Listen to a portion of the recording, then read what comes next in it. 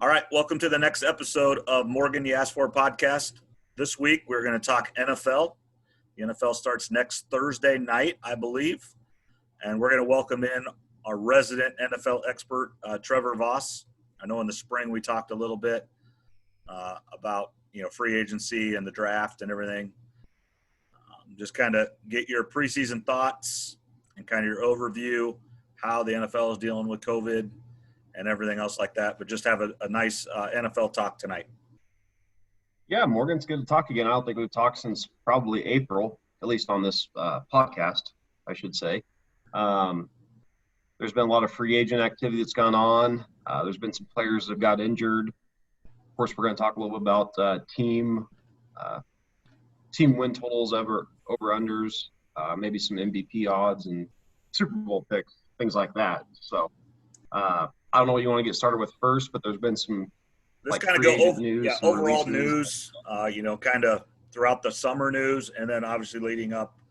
Leonard Fournette signed today with Tampa, correct, or yesterday? Yeah, it was either yesterday or today. Now I can't remember because I've written down a few things, but that's a pretty big signing for them. He was on a pretty bad team in Jacksonville and still had, I think, over 1,000 yards rushing and 76 receptions or something like that, I believe. So Tom Brady likes throwing to the running backs. Worst case scenario, he's just depth. And most NFL seasons come down to, obviously, you need the quarterback and the coach to be good or not great. And then it comes down to, do you avoid the injury bug and do you have depth? So now the Buccaneers have four running backs. They have 3 legit tight ends, 2 really good receivers. So worst case scenario, he provides depth for them, and maybe a change of scenery will be good for him.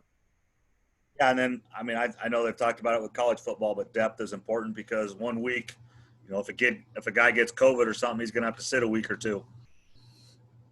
Yeah, and think about like if in the NFL room, the offensive line room, for example, if a guy gets COVID in there, and then the next week they're out 3 starters. Even 4 starters that have COVID, are they going to have enough backups, first of all? Second of all, are you going to trust those backups? And third, if you have a franchise quarterback like a Patrick Mahomes or Russell Wilson, Lamar Jackson, do you want to throw them out there with a bunch of backup offensive linemen protecting him? So it's going to make for a tricky season. NFL always comes down to about having depth, and even more this season, because there's definitely going to be players that get COVID. They're going to have to sit out, whether it's 1 or 2 weeks. And then I'm sure there's going to be players that sit out for, protesting or things like that. So depth is more important now this season than probably any season that I can remember. Right. And I completely agree. I just think in every sport, depth is important right now just because you never know. People just opting out or, regular injuries are going to happen and maybe more. Mm-hmm. Do you think, there's college football tonight. There was some college football last week. You think, and then NFL start next week. You think the regular injuries will happen more with the uniqueness of the off season and not having their normal training, and maybe it won't affect the NFL as much because they do a lot more training on their own. They don't have this regimented. Right. You're a pro. You're just expected to do it. Yeah, I don't know. There's been a string of injuries in the NFL already. I think some people are overreacting a little bit to it. Every, training camp, there's always a bunch of injuries. Big names go down. So to me, it seems somewhat normal so far. There's been guys tearing their ACLs and rupturing their Achilles. But for the NFL, I don't know. I wouldn't say it's any more than it has been in past years. But like you said, these guys stay in pretty good shape year-round. They know what they have to do. As far as college, I really haven't paid attention, so I really can't speak on that, if there's been more injuries or than normal or anything like that. But I think the NFL guys, they know what they need to do to get their bodies in shape, and no matter what, there's always going to be guys that have a freak injury, and that's just the way it's going to be. Well, and there was never a time where the NFL wasn't going to play. There was never a question. They haven't wavered one bit. So they knew they were all going to play, and so. I think when we talked back in April during the draft, or before the draft and after, I think we talked about the NFL is going to be the one sport that was going to try to push their season more than any other. First of all, because they had time to get ready for it, and second of all, because they had the power, the TV viewership, uh, and all that. But now looking back, I mean, basketball's done a good job with their bubble. Right. I think the basketball games will be good on TV. They got the cyber fans in there. Right. Interesting to watch, but yeah, the arenas look pretty good, I think. A lot of players have talked about how they like the background behind the hoop instead of a big open arena or a big arena with thousands of fans. It's more enclosed, and it seems some players are finding it easier to shoot the ball. MLB's done pretty good. I know the Cardinals and some other teams have had an outbreak of COVID tests, but I think they're going to get their season finished. Worst case scenario, if they have to stop it early, they probably go by win percentage for the playoffs and then get their playoffs started. But yeah, I think the NFL is going to go with this. And if some players have to sit out with COVID or, protesting or anything like that, they'll just bring in other players and they'll keep moving along. Right. One thing I did see today or maybe it was yesterday, all days are running together right now, but the NFL is just allowing each team to decide whether they're fans or not. So, obviously like Jerry Jones in Texas, he's going to try to have as many as he can, but I know then like in New York, they're not going to be able to have any. And right. I understand the NFL's position on that. It's a state by state thing. It's hard to regulate what happens in Dallas, Texas compared to New York City, but does that come up as a little bit unfair? Not because of the home field advantage or so, but just revenue of the owners. Surprised they went with that just because of that. If Dallas is able to have fans, but San Francisco's not, obviously Jerry Jones is going to make more money than, the York family or whoever owns the 49ers. Yeah, it'll be interesting to see how that goes. I'm sure week one there will be a handful of teams that allow fans in, whether it's 10,000 or 20,000, whatever, somewhere between that number is what I've been seeing. And if that lasts the whole season or not, is that just a week one thing and then there's problems and they just say no, we're not going to allow any fans the rest of the season. Let's just focus on keeping the season going, getting the TV ratings, and having an actual season. Or do we want to let team by team kind of make their own decisions and push the limit? Yeah, it'll be interesting to see what each team does. And I think the Chiefs are going to have fans, last I heard. What about Denver there? I should know that. I haven't heard. I thought I saw something about the other day, but I'll have to check on that. I don't think they'll be allowing fans in, but I could be wrong. And a big move for you. You do not live in the Denver area anymore, correct? No, I moved down to Colorado Springs a few weeks ago, about an hour from Denver. So, yeah, I like it down there. But, yeah, if I need to get up to a Broncos game, not this year, obviously, but maybe next year or the year after, only about an hour drive. So, not too far away. No. Nice to get out of the city. A little bit, yeah. It's a little bit cheaper down in the Springs and, in my opinion, a little bit prettier. So, that's good. Yeah.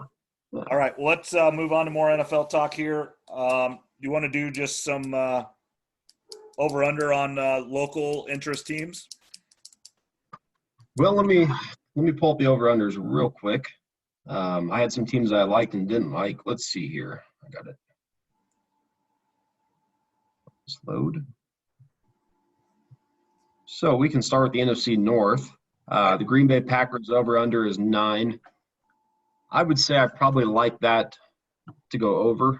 I see them about 10-6, but I think that number is pretty close. I thought the record, I thought they were a little worse than their record last year, if that makes sense. Yeah, I heard a guy talking today that they overachieved last year a little bit. A couple games fell their way. That this guy had picked the Vikings to win the division this year, but he goes he just doesn't see them sweeping. Don't see them sweeping the Vikings like they did last year, and that helped them get to that 13-3 record I believe they had. Yeah. So yeah, the Packers, 9's a good number, definitely is. If I had to throw a bet on it, I'd probably bet the over, just because you have Aaron Rodgers. It seems like there's a lot of talk that maybe he's not getting along with the coaching staff or the front office, but they still won 13 games. So I would still bet on them winning 10. I mean, it comes down to having an elite quarterback in this league. Yeah. So I would take the over. Even in, like I said, I probably have them about 10-6. If I had to throw a bet on, I'd go over on that one. Right. Minnesota's at 9 as well. That's a tough one. Kirk Cousins is nowhere near the quarterback that Aaron Rodgers is. He's the Drago of the NFL, though. If he dies, he dies, right? Yeah, I saw that. There was a lot more to that interview. There was, but that's the quote. Yep. Yeah. If he dies, he dies. If I die, I die. But they're a solid team, a solid roster. The Vikings, I probably wouldn't touch it at 9. I'd be scared either way, just because I think the Bears have a pretty good roster. And if Nick Foles can hit, I think the Bears are a pretty underrated team coming in this season. And the Lions, why I always make fun of the Lions, Matt Stafford is definitely an underrated quarterback. It has more to do with the organization, is why I don't like the Lions. And their over-under is 6.5. That one I would probably tend to go over on. I think if Stafford stays healthy, he's good enough to get him to 7 wins. Yeah, and you got to think that their coach there has to get more than 6.5 wins, or he's going to be gone this year, wouldn't you think? Yeah, he's definitely on the hot seat. If they go 7-9, I think he's probably still fired. He probably has to get to about a 9-7 record to keep his job. And then, of course, the Bears, their over-under is 8. That's when I'd just stay away from, because I can't decide. Their defense is good. They have a pretty good roster overall. I think Trubisky is going to be their starter, too, to start, is everything I've heard. Yeah, and part of the reason I think that they'll do that is because if they start Foles and he's bad right away the first couple weeks, and they have to put Trubisky back in. But if they start Trubisky, and if he's bad right away, they can play Foles the rest of the season without question, I think. And, yeah, I mean, Trubisky's on his last legs here, at least with the Bears. If he doesn't have a big season, then he'll probably get released or he'll be on the bench moving forward.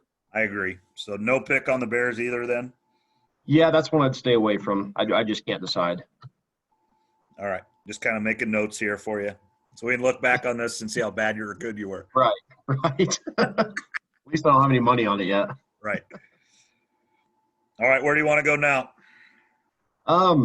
So I didn't want to go division by division. I had several written down that I liked or I didn't like on the over-unders. The Chiefs are 11, the site that I looked at least. The Chiefs are 11.5. I like the over there. I think with this weird offseason that we've had, having an elite quarterback with an elite coach where they've been together for more than a couple of years, that's gonna really be important this year. So I would take the Chiefs over on 11.5. I think 12-4 is a good number for them. Right, and I think I heard today that same guy, kind of had the NFL talk today on the radio that I was listening to. 19 of 22 starters are back, and 2 of the guys that aren't coming back actually opted out. So really, 21 of the 22 starters are back with the organization, and obviously they've been building up the last few years, so they know how to win. Yeah, and I believe one of the starters that opted out was an offensive lineman. Yeah. Now I can't think of his name, but yeah, they're basically bringing almost all the starters back. And I think that'll be important this season because it's obviously been a weird offseason, and these teams that have the continuity, that's who I would bet on. The Ravens as well, 11.5. I like their over. I believe they have the easiest schedule, or at least the easiest road schedule this year. So I would take the Ravens over 11.5. Okay. Couple others, the Bucks 9.5. I'm obviously high on the Buccaneers, I think, as we talked last time. So I see them about 10-6, maybe 11-5. I think they probably start out a little slow the first few weeks. Yeah, it'll take Tom Brady and those guys some live game action to get their timing down. Yeah, it's gonna be weird. No preseason game, so the first time we're gonna see Tom Brady in uniform is gonna be Week 1. How much effect do you think no preseason games is going to have on the NFL as a whole? It'll have a bigger effect, I believe, on a lot of teams of like that are starting a lot of rookie quarterbacks. or rookie head coaches. Again, these teams that have these coaches that have been there a while, I think they'll thrive the first few weeks at least, if not the whole season. Tom Brady and, Mike Evans, Chris Godwin, it might take them a couple weeks to get their timing down, but I think after week 4 or 5, they're going to be off and running. Do you think just the overall football might be a little sloppy the first few weeks just because of all that lack of practice and anything, or do you think they're going to get enough of it in practice that it'll be okay? I think some teams will be. I mean, the New York Giants, their new coach, Joe Judge, he's been doing a lot of hitting in practice, it sounds like, compared to other teams. Yeah. And he's bringing that Patriot kind of way to New York. So they play Pittsburgh week 1. Pittsburgh's going to have one of the best, if not the best, defense in the league this year. So we'll find out pretty early if, a team like the New York Giants is ready to go. Second-year quarterback, third-year star running back, and a first-year head coach. That'll be an interesting matchup that I'm looking forward to. And then we got the Rams. Their over-under is 8. I like the under there.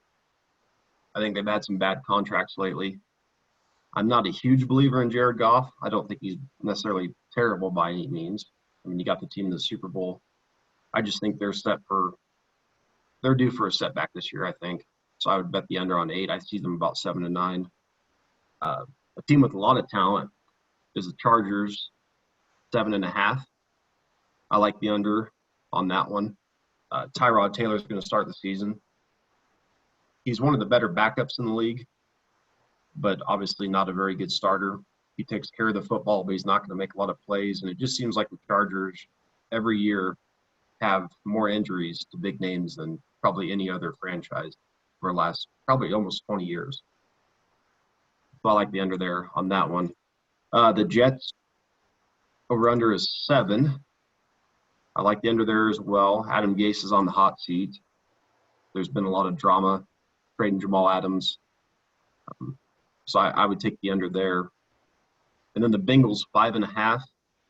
I like Joe Burrow, but again, it's a short offseason. It's a weird one. Depends if that offensive line, if they can even have a decent one, protect him. And they're in a really tough division, so I would take the under on the Bengals at 5. Do you think he makes it, or do you think he was a one-year wonder at LSU? I think he makes it. It's just too bad that he's on the Bengals. Yeah. Because that's a pretty bad organization. He's going to have a lot to overcome there. Carson Palmer and Andy Dalton were pretty good quarterbacks. And Carson Palmer spoke out over the years about how bad it was there and how tough it was compared to a place like the Arizona Cardinals, where he found out just how much better the Cardinals were run than the Bengals. And the Cardinals haven't won either, so it's not like the Cardinals are out there winning a lot, but just like you said, it's how just the organization is ran. Yeah, exactly. I mean, it's not like the Cardinals are way better than the Bengals by any means. I mean, they did make a Super Bowl with Kurt Warner, but then since then they've had a lot of up and down years. But I like Joe Burrow, but I would say I'd probably take the under 5.5. The Redskins, or the Washington football team, I should say, their over-under is 5. I'm almost tempted to take the over because they're in a weird division, and they're going to have a really good defensive line, really good pass rush. They got Montez Sweat, Jonathan Allen, who are 2 first-round picks over the last couple of years, and then they got Chase Young. And if Chase Young hits and those guys take another step, they could have one of the best defensive lines in football, period. But with all the drama they've had, and I'm not a big believer in Dwayne Haskins, I'd probably take the under on them. I guess that's one I'd probably stay away from, but it's an interesting one for sure. The Steelers at 9.5. If I had to bet, I'd probably go the over. They're getting Big Ben back. I think they went 7-9 last year, 8-8. One of the best defenses, and they had really bad quarterback play. If Big Ben is even, 75% of himself, I see that as being a big upgrade for the Steelers. Yeah, there's been a lot of drama with him outside of football. With his wife was talking how tough it's been on their marriage and everything, and with him not playing last year, and then with the quarantine and COVID and stuff. So you wonder if he just wants to get out and play and let all that stuff go. Yeah, he had that injury last year, and then the Steelers are a great organization with Mike Tomlin, Big Ben. You're always going to expect them to be around 8 or 9 wins, if not more. Anything less than that's a real disappointment. So I do like the over on the 9.5. Again, they're probably going to have one of the better defenses in the league, if not the best. And Big Ben's, if you get a C plus or B minus Big Ben, that's going to be better than what they had last year by far. Denver is set at 8. Living here in Colorado, it's tempting to take the over. They've added a lot of talent to the team in free agency, trades, and the draft. But with it being a weird offseason, those rookie receivers, will they have enough time to make an impact early on in the season? I'm sure by later in the season they will. I guess that's one I probably would stay away from. And the most interesting one is a Cowboys over-under. It's 10. I usually always take the Cowboys under just because they have one of the biggest fan bases, if not the biggest. And fans usually bet the over. But there's something about this Cowboys team. You bring in Mike McCarthy. Dak had a really good year last year. He's definitely not on Mahomes type level or Deshaun Watson or any of those guys, but he seems like a good leader. And I'm almost tempted to take the over on the Cowboys at 10, which I never thought I would say that, but this is one of those times that it just seems that division's basically down to them and the Eagles. And we've seen the Eagles. Carson Wentz gets hurt a lot. And, if he was to go down for a few weeks, the Cowboys could take away with that division. So that's an interesting one to me. That's one I can't decide on, but I might throw a little money on the over on 10 wins for the Cowboys. I'm gonna write you down as the over, so when we look back at it. Okay, that'll work. So I'll probably end up doing it just because I'm talking myself into it.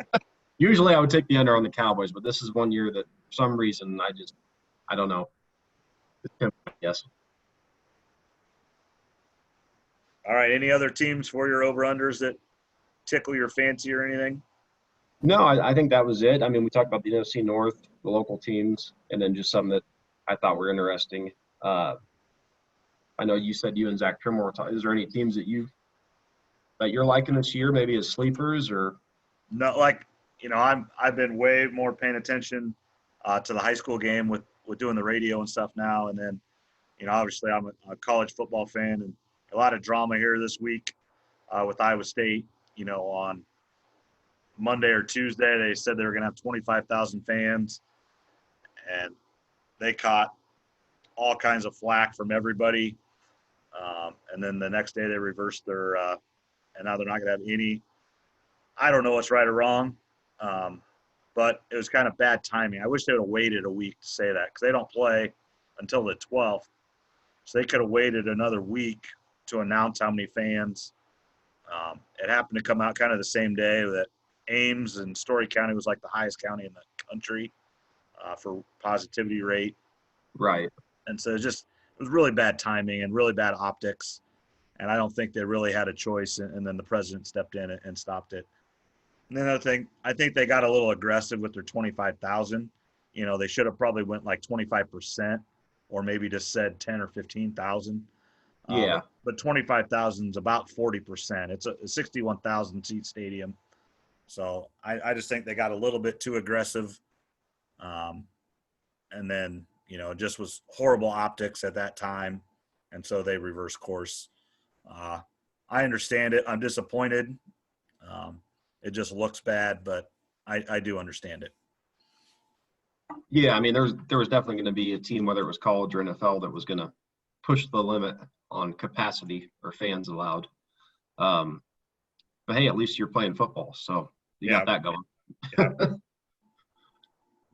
My saying of the fall is going to be, at least you're trying. You try to fail. If you try and fail is better than fail to try, like the Big Ten. Yeah, I agree. The Big Ten got a little bit of a rush, I think, and now they're regretting it. Yeah, now they're going to try.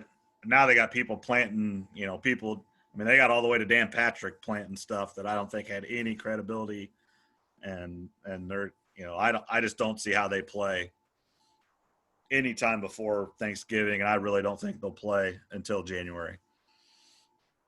Yeah, probably not, and that's going to be a weird season anyway. Starting football, for example, say in January in the Big Ten, where I believe every stadium is an outdoor stadium, correct, in the Big Ten? Yes, but Minnesota. Yeah, because Minnesota has their own, but that's right. But you can play in Detroit, you can play in Indianapolis. Yeah, you can move the locations if you had right. to. And then they even talked. Now I don't have if they don't allow fans, why not play in the Unidome? Have Iowa home games at the Unidome. Yeah, that's not that far for them, and nope. Yeah, if you're not having any fans in, then who cares? Right. It's an indoor stadium. It's the same length of field. There's no reason that they couldn't play there if they had to. So, yeah, I mean, a season in January could work. You'd have to get all the stadiums and locations figured out. And, of course, there's going to be a lot of college players that will sit out. Yeah, I think that's going to be interesting, just who sits out and, and just how many games are they going to play, and do they have a Big Ten championship game? And, right. Pac-12 plays, do they go play the Rose Bowl in April 10th or something like that? I mean, or do you have two Rose Bowls? We have a Rose Bowl for the three conferences going right now, and then another one for the later season. Who knows? The only thing we know for sure is something's going to change next week. Yeah. The one thing we do know is it's constantly changing. So we'll have a different report every day, and we'll see what happens. All right. Well, thanks a lot, Trevor. I think we'll kind of wrap it up here. You have any just final words? Any overrate? I guess I know we do want to get your Super Bowl picks. Oh yeah. I was kind of sitting here thinking it's a tough one. I'm high on the Bucs, so I kind of wrote down my final four teams. Okay. At least as of right now today. For the NFC Championship, I got the Bucs versus Seahawks. I can't decide who gets the home game there, but I'm narrowing it down to those two teams in the NFC at least. Okay. And then the AFC, I got the Chiefs versus the Ravens. And then for the Super Bowl, I got Buccaneers versus Chiefs. The Bucs will be the first team ever to play a Super Bowl in their home stadium. It's in Tampa this year. So. Yep, and then I can't decide who's going to win that game, but I would say the Chiefs if I had to bet on it. So you're picking back-to-back? Back-to-back for the Chiefs. And Tom Brady loses another Super Bowl. He loses another, which, might take him out of the Hall of Fame discussion, of course. Well, yeah, take him out. Will that be 10 Super Bowls for him then? I believe so. That would make him 6-4 if he was to make it and lose. Yeah. Yeah. But as of right now, I guess that's my prediction. We'll see what happens with injuries, and I wrote it down, so it's locked in stone. Locked in. Well, let's talk week 8 or 9, and then we'll update it. If there is a week 8 or 9, we'll see. So, all right, maybe we can try to do this about once a week and just kind of review the week or ever in the NFL, and we'll try to do that this season. Okay, sounds good. All right, thanks a lot, Trevor. All right, have a good one, Morgan. Yep.